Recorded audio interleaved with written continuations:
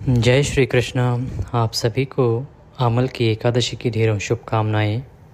आज के इस वीडियो में हम बात करेंगे कि आमल की एकादशी का जो आपने व्रत किया है 10 मार्च को, उसका 11 मार्च को पारण कब करना है, कैसे करना है, पारण की विधि क्या रहेगी, नियम क्या रहेंगे, साथ ही क्या खा के आपको व्रत खोलना है, पारण में क्या खाना है, भगवान श्री हरि को क्या भोग लगाना है, भगवान के किन मंत्रों का आपको जाप करना है और किन नियमों का पालन करना है तथा पारण में क्या सावधानियां बरतनी चाहिए, और पूजा के अंत में की जाने वाली पुष्पांजलि जो कि विशेष विधि होती है, जिसके बाद ही आपके व्रत का पूर्ण फल या किसी भी पूजा के पूर्ण फल की प्राप्ति होती है। तो इस प्रकार से ये संपूर्ण जानकारी आपको आज के इस वीडियो के माध्यम से प्रदान की जाएगी।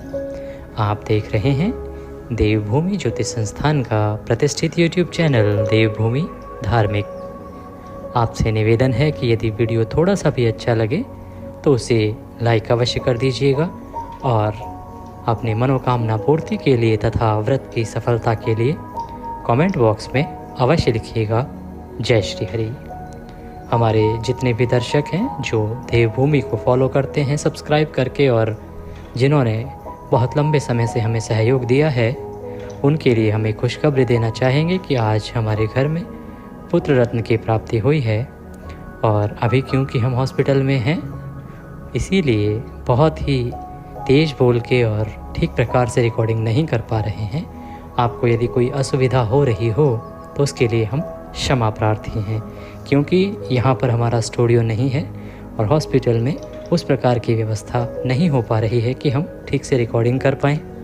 और एकादशी बहुत बड़ा एक पर्व होता है हमारे दर्शकों के लिए। एकादशी के बारे में हम सदा विशेष जानकारी आपके लिए लेके आते हैं। हमारे लाखों दर्शक सदा इंतज़ार करते हैं हमारे वीडियो का कि एकादशी के पारण के विषय में हम कब जानकारी देते हैं, क्या जानकारी देते हैं। इसीलिए हमने इसे अपना दायित्व समझते हुए यहाँ रिकॉर्ड करना ही बेहतर समझा कि आपको जानकारी अवश्य प्रदान की जाए। तो आइए पारण की ओर बढ़ते हैं, जानकारी आरंभ करते हैं और बात करते हैं आमल की एकादशी व्रत पारण की। आमल की एकादशी जिसे आंवला एकादशी के नाम से भी जाना जाता है और रंग भरी एकादशी के नाम से भी। यूपी के कुछ प्रांतों में, विशेष रूप से वाराणसी में रंग भरी एकादशी को मनाने का विशेष विधान है। इस दिन से वहाँ पर होली का उत्सव की शुरुआत भी हो जाती है। आप सभी भक्तों ने एकादशी का व्रत किया होगा 10 मार्च को। पारण आपने करना है 11 मार्च को। आशा करते हैं आपने विधि पूर्वक संकल्प करते हुए पूजन किया होगा और पूजन करके नियमों के अनुसार दिन को व्यतीत किया होगा। जब तक ये वीडियो आपको मिलेगा तब तक रात्रि हो चुकी होगी, तो आपने रात्रि तक के नियम आशा करते हैं पूर्ण रूप से निभा लिए होंगे। यदि आपसे व्रत में किसी प्रकार की त्रुटि हो गई हो और वह आपकी जानकारी में भी हो कि अनजाने में आपसे कोई गलती हो गई है, तो हम जब पुष्पांजलि करेंगे वहाँ पर एक क्षमा प्रार्थना होती है।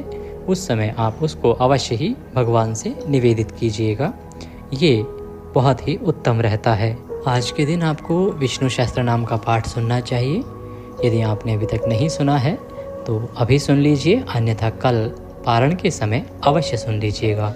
विष्णु सहस्त्र नाम एकादशी या एकादशी पारण दिवस पर आपको विशेष रूप से सुनना चाहिए। देखिए, विष्णु सहस्त्र नाम की जो महिमा है ना, वो बड़ी अद्भुत है। पुराण बताते हैं कि यदि 21 या 51 विष्णु सहस्त्र नाम पढ़ लिए जाएं या सुन लिए जाएं, तो इस पृथ्वी पर ऐसी कोई वस्तु नहीं है जिसे प्राप्त नहीं किया जा सकता आपके लिए। इसलिए आपको अवश्य ही इस विष्णु सहस्त्र नाम का श्रवण करना चाहिए। भगवान श्री हरि का यह परम कल्याणकारी स्तोत्र आपके लिए बहुत ही लाभप्रद रहेगा। बात करते हैं कि पारण के लिए क्या करना है, क्या नियम है। तो संभव हो तो रात्रि को जागरण कीजिएगा, क्योंकि इस एकादशी पर जागरण की बड़ी अद्भुत महिमा है। आपने कथा में भी सुना है कि किस प्रकार से एक दुराचारी बहेलिया केवल भगवान की कथा सुन के और जागरण करके ही सभी सुखों को प्राप्त करता है, और अगले जन्म में वह राजा के घर पुत्र के रूप में पैदा होता है, सभी सुखों को भोगता है, ऐश्वर्यों को भोगता है। और एक समय ऐसा भी आता है जब भगवान स्वयं उसकी रक्षा करते हैं। केवल एक आमल की एकादशी की कथा श्रवण करने से और रात्रि जागरण करने से इतना फल मिल जाता है। तो आपको प्रयास करके अवश्य ही यह कार्य करना चाहिए। अगले दिन पारण वाले दिन अर्थात 11 मार्च को आप सूर्योदय से पहले अवश्य उठ जाइएगा। आपने आंवले के 5 प्रयोग एकादशी को कर लिए होंगे। अगर आपने नहीं किए हैं तो इन प्रयोगों को आप पारण वाले दिन कर लीजिएगा, क्योंकि बहुत से दर्शक ऐसे हैं जिन तक जानकारी नहीं पहुंच पाती है, बहुत सारी वीडियोस उन्हें नहीं मिल पाते हैं। इसीलिए आपसे प्रार्थना है कि यदि आप चैनल पर नए हैं ना, तो चैनल को सब्सक्राइब कीजिए और जो बेल आइकन का निशान है, एक घंटे का निशान आता है, यदि आपने सब्सक्राइब भी कर रखा है तो अभी देखिए कि एक घंटे का निशान आ रहा होगा, उसको आपने दबाया है या नहीं। क्योंकि जब आप उसको दबा देते हैं घंटे के निशान को, बेल आइकन के निशान को, तभी आपको हमारे सारे वीडियोस मिलते हैं। अन्यथा होता क्या है कि आपसे वीडियो छूटते जाते हैं और जानकारियाँ आपसे छूटती रहती हैं। तो कृपया सब्सक्राइब कीजिए और बेल आइकन के निशान को अवश्य दबाइए, जिससे कि सारे वीडियोस मिलते रहें। तो हम बात कर रहे थे आंवले के 5 प्रयोगों की जो इस एकादशी पर आपको करने चाहिए। वो 5 प्रयोग हैं: आंवले से स्नान करना है, भगवान को आंवला अर्पित करना है, आंवले का भोग लगाना है, आंवले का सेवन करना है, आंवले का दान करना है तथा आंवले का दीप दान करना है। ये प्रयोग आपको एकादशी पे करने चाहिए। यदि आप किन्हीं कारणों से एकादशी पर नहीं कर पाए हैं, क्योंकि आपको ज्ञात नहीं हो पाया है, जो भी कारण हो, तो आप इसे पारण वाले दिन कर लीजिएगा। ये बहुत ही पुण्यदायी है और इस एकादशी पर आपको यह अवश्य करना चाहिए। पारण वाले दिन सुबह सूर्योदय से पहले उठ के स्नान आदि करके स्वच्छ वस्त्र धारण करके सर्वप्रथम भगवान सूर्यदेव को जल दीजिएगा। सूर्यदेव को जल देने के बाद आपका जो पूजा स्थल है, जहां आपने एकादशी का पूजन किया होगा, ये जो भी पूजा स्थल जहां आप पारण की पूजा करना चाहते हैं, वहां सामग्री एकत्र कीजिए और आसन लगा के बैठ जाइए। सामग्री हम पुनः बता रहे हैं क्योंकि बहुत से ऐसे दर्शक हैं हमारे पास जो नए हमसे जुड़ते हैं, जिन्होंने पूजा विधि का वीडियो नहीं देखा होता है। तो यदि हम ये सोच के बैठ जाएं कि उन्होंने हमारे नियम अनुसार ही पूजन किया होगा, तो यह अनुचित होगा। इसीलिए हम आरंभ से ही बताएंगे कि कैसे आपको भगवान की स्थापना करनी है, कैसे पारण का पूजन करना है। आइए बढ़ते हैं आगे। सबसे पहले बात करते हैं सामग्री की, कि हमें क्या सामग्री पारण वाले दिन पूजा के लिए चाहिए। आपको आवश्यकता होगी, आपके पास अगर है तो आंवले का पौधा या वृक्ष आपके पास हो तो वह, साथ में भगवान श्री हरि की तस्वीर या प्रतिमा, जो आपके पास मिल जाए उत्तम है। यदि किसी के पास आंवले का वृक्ष नहीं है तो आप आंवले का जो फल आता है ना, उस पर भी भगवान का पूजन कर सकते हैं। आंवला देव को कहते हैं धात्रे। इनका मंत्र है ओम धात्रे नमः। इस मंत्र का जाप आपको करना चाहिए। 2 हो गया। तीसरा, रौली, मौली, पान, सुपारी, लौंग, इलायची, धूप, दीप, नैवेद्य भगवान को अर्पित करने के लिए खुले फूल या फूलों की माला है तो उत्तम है। इत्र रखिएगा। जनेऊ यदि आपके पास 2 मिल जाए तो 2 जनेऊ रखिएगा। साथ ही एक तांबे का लोटा, जिसमें पहले त्रिवेणी का जल या गंगा जल है तो गंगा जल डालिएगा, उसके बाद उसमें शुद्ध जल भर लीजिएगा। आपने कलश की स्थापना यदि एकादशी वाले दिन करी है तो बहुत उत्तम है, क्योंकि इस एकादशी पर पूर्ण कुंभ स्थापना की विधि कथा में भी वर्णित है और पुराणों में भी वर्णित है कि इस एकादशी पर आपको एक पूर्ण कुंभ स्थापित करके ही पूजन करना चाहिए। यदि आपने एकादशी पर पूर्ण कुंभ स्थापित नहीं किया था तो फिर पारण दिवस वाले दिन भी आप स्थापित ना करें, क्योंकि इस पूर्ण कुंभ की स्थापना एकादशी व्रत वाले दिन जो पूजन करते हैं ना, तब करनी आवश्यक थी, पारण वाले दिन नहीं। ये सारी सामग्री एकत्र कर लीजिए। पंचामृत यदि आपके पास है तो कच्चा दूध, दही, घी, शहद के स्थान पर त्रिवेणी का जल या फिर आप गंगा जल मिलाइएगा और शक्कर, इन 5 चीज़ों से पंचामृत बनाइएगा, जिससे आप भगवान का अभिषेक करेंगे। और कच्चा दूध रखिएगा धात्रेय जी को अर्पित करने के लिए, अर्थात आंवले को अर्पित करने के लिए। इस दिन आपको आंवले को कच्चे दूध से सींचना चाहिए। ये सारी सामग्री एकत्र कर लीजिए। सामग्री एकत्र करके पूजा स्थल पर आसन लगा के बैठ जाइए। पूजन स्थल आपके 2 हो सकते हैं, एक तो जहां आपका मंदिर है या जहां पे आप पूजन करते हैं घर में। दूसरा, यदि आपके पास आंवले का वृक्ष है, पेड़ है, तो जहां आपका आंवले का गमला है या वृक्ष है, वहां पर भी आप सारी सामग्री एकत्र करके भगवान की स्थापना करके पूजन कर सकते हैं। तो जहां भी आप पूजन कर रहे हैं, उत्तर दिशा की ओर या पूर्व दिशा की ओर मुख करके बैठ जाएं। सबसे पहले शुद्धिकरण किया जाएगा, फिर भगवान की स्थापना और तदुपरांत हम पूजन में आगे बढ़ेंगे। शुद्धिकरण करने के लिए जिस लोटे में आपने जल भरा है, गंगा जल मिला हुआ, उसमें एक पुष्प डालिए और पुष्प से सभी सामग्री और स्थान पर छींटे दीजिए पवित्रीकरण के लिए। हम यहाँ से मंत्र पढ़ते हैं। ओम पवित्रो अपवित्रांग सर्वांग वस्तांग गतो पिवाहम यस्मृत पुंडरीकाक्षं सभयंतरः शुचिः ओम। इस प्रकार से आपने जल के छींटे देने हैं सभी स्थान पर, तो आपकी जो सामग्री है, जो स्थान है, वह शुद्ध हो जाएगा, पवित्र हो जाएगा। पवित्रीकरण करने के बाद भगवान की स्थापना कीजिए प्रेम पूर्वक। स्थापना करने के लिए यदि आपके पास चौकी है तो चौकी लगाइए, उस पर पीला वस्त्र बिछाइए। यदि चौकी नहीं है तो कोई बात नहीं, आप पृथ्वी पर रखकर भी भगवान का पूजन कर सकते हैं। कुछ लोग कहते हैं कि पृथ्वी पर भगवान को रखकर पूजन नहीं करना चाहिए, तो ये एक भ्रम की अवस्था पैदा करने की वाली बात है। देखिए, पृथ्वी पर रख कर नहीं, भगवान को आसन अवश्य देना चाहिए, परंतु ये आवश्यक नहीं है कि पृथ्वी पर पूजन नहीं कर सकते। भगवान कहते हैं कि जिसके पास जैसे साधन हैं वैसे मेरी पूजा कीजिए। जो साधन संपन्न हैं तो वो अपने अच्छे से चौकी सजाएं, जो और अधिक संपन्न हैं वो सोने की चौकी सजाएं। लेकिन जो साधन संपन्न नहीं हैं, जिनके पास केवल पृथ्वी है, तो आप पृथ्वी को अच्छे से साफ कर लीजिए, वहाँ पे भगवान को आसन दीजिए। आसन कैसे? केवल पुष्प रख दीजिए, फूल भी वहाँ रख देंगे ना, तो इस भाव से कि ये भगवान, ये हमने आपके लिए आसन रखा है, इस पर हम विराजमान हों, तो उस पर भगवान की तस्वीर रख दीजिए और पूजन कर लीजिए। बहुत उत्तम है। उतना ही फल है जितना चौकी पर भगवान को बिठा के पूजने से मिलेगा। तो ये ना सोचिएगा कि पृथ्वी पर रखकर पूजन नहीं कर सकते। हाँ, सीधे पृथ्वी पर नहीं रखना चाहिए, भाव रूप से आपको एक बार आसन अवश्य देना चाहिए। और ये आसन तो आप यदि चौकी पर पूजन कर रहे हैं ना, तो भी देना पड़ेगा। तो आप जहाँ भी उपयुक्त स्थान है भगवान की तस्वीर और प्रतिमा रखने का आपके पास, उस स्थान पर पुष्प रखिए। पुष्प रखिए इस भाव से कि आप भगवान को आसन दे रहे हैं, और उसके ऊपर भगवान की प्रतिमा है तो प्रतिमा को रख दीजिए, तस्वीर है तो तस्वीर को स्थापित कर दीजिए।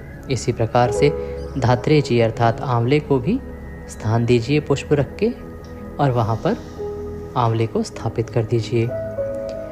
आप दीपक को स्थापित करेंगे, जो हमारा घी का दीपक होता है, ये हमारी पूजा के साक्षी देव होते हैं, अग्निदेव होते हैं, और ये हमारी पूजा के साक्षी होते हैं। तो इनको भी स्थापित कीजिए, और स्थापित करने के लिए इसके नीचे पहले पुष्प रखिए, उसके ऊपर दीपक को रखिए। हमने पहले भी आपको बताया है कि दीपक को कभी भी पृथ्वी पर सीधे नहीं रखा जाता, डायरेक्ट नहीं रखा जाता। चौकी पर भी रख रहे हैं तो भी दीपक को आसन देना अनिवार्य है।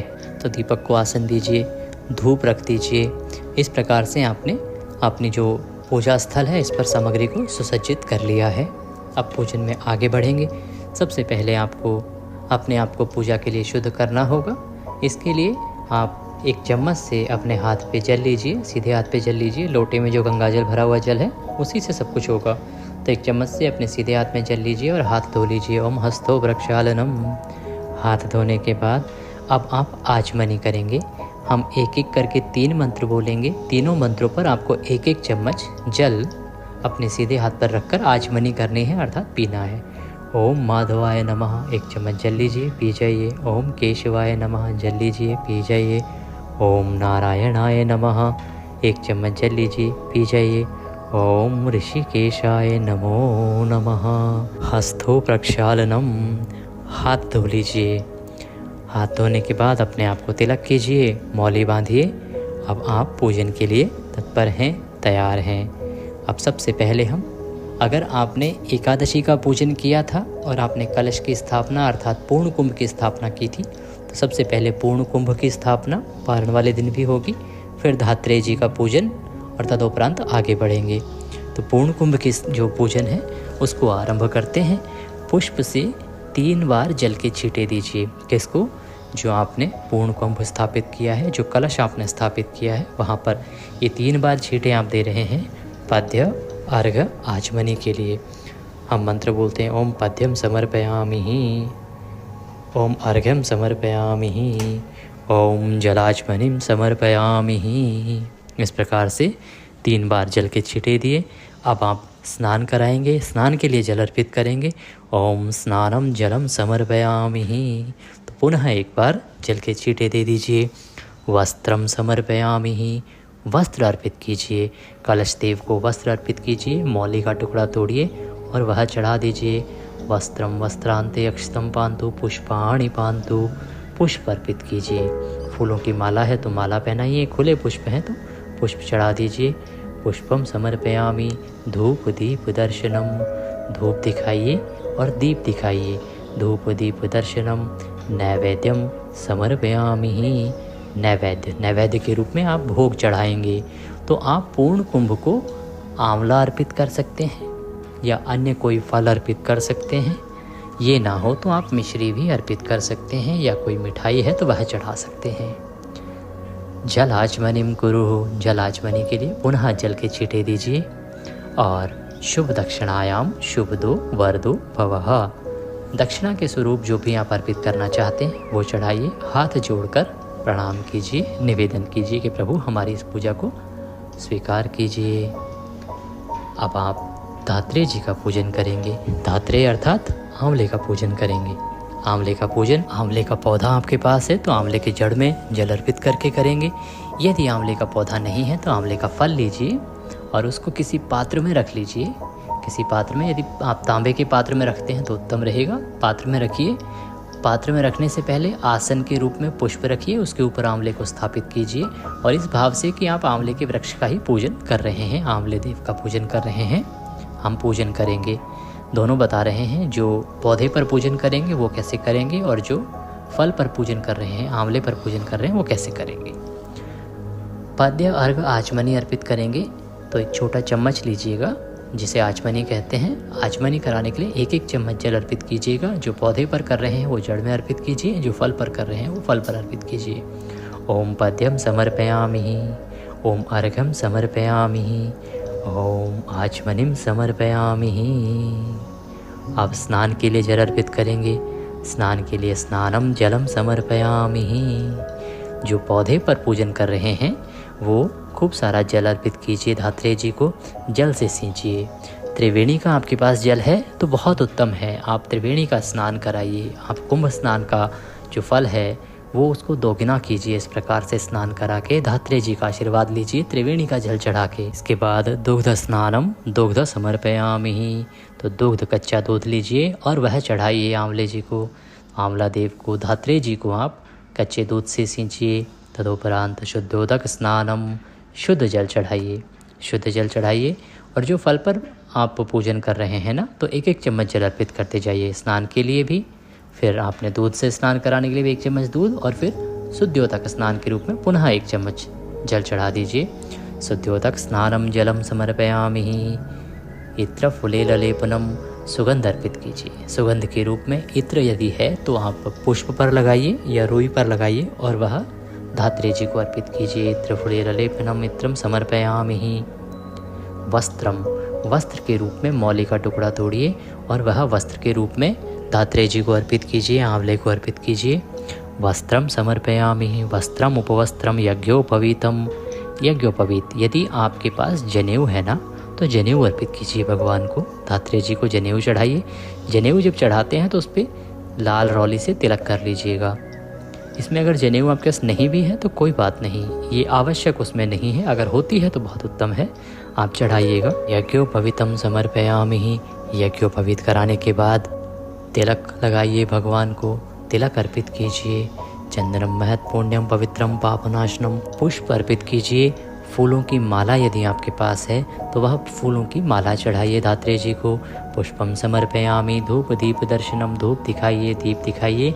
नैवेद्यम समर्पयामि, नैवेद्य के रूप में या तो मिठाई अर्पित कीजिए या कोई फल अर्पित कीजिए, अन्यथा मिश्री लीजिए और नैवेद्य के रूप में धात्रेय जी को अर्पित कर दीजिए। जल आचमनिम कुरुः, एक चम्मच जल लीजिए, जल आचमनी करा दीजिए। ताम्बूलम पूंगी फलम शुभ दक्षिणायाम शुभदो वरदो भवः, यदि आपके पास तांबूल है अर्थात बना हुआ पान है आपके पास, मीठा पान, तो वो चढ़ाइए।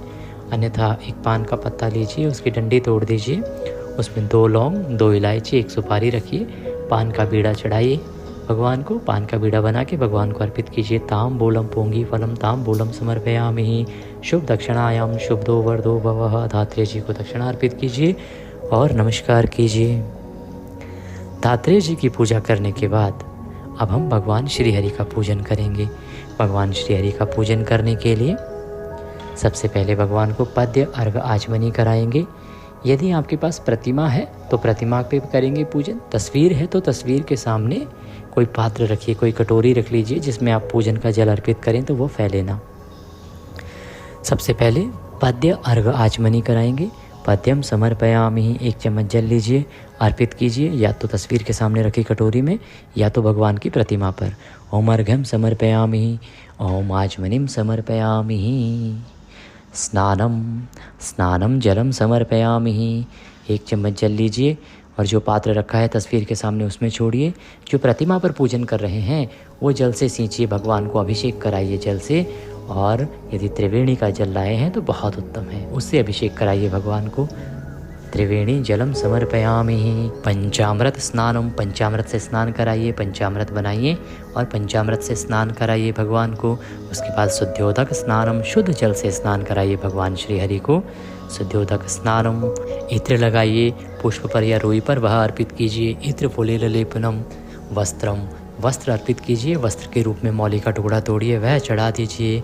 यज्ञोपवीतम, अगर आपके पास जनेऊ है तो जनेऊ अर्पित कीजिए भगवान को। यज्ञोपवीतम समर्पयामि। तिलकम, तिलक लगाइए भगवान को, प्रेम से चंदन लगाइए। पुष्पम समर्पयामि, फूलों की माला है तो माला पहनाइए, पुष्प अर्पित कीजिए।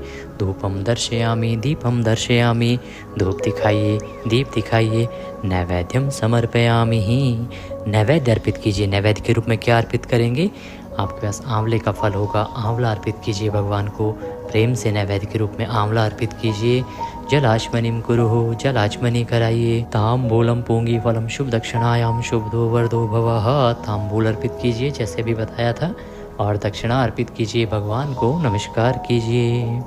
इस प्रकार से आपने पारण का पूजन किया है।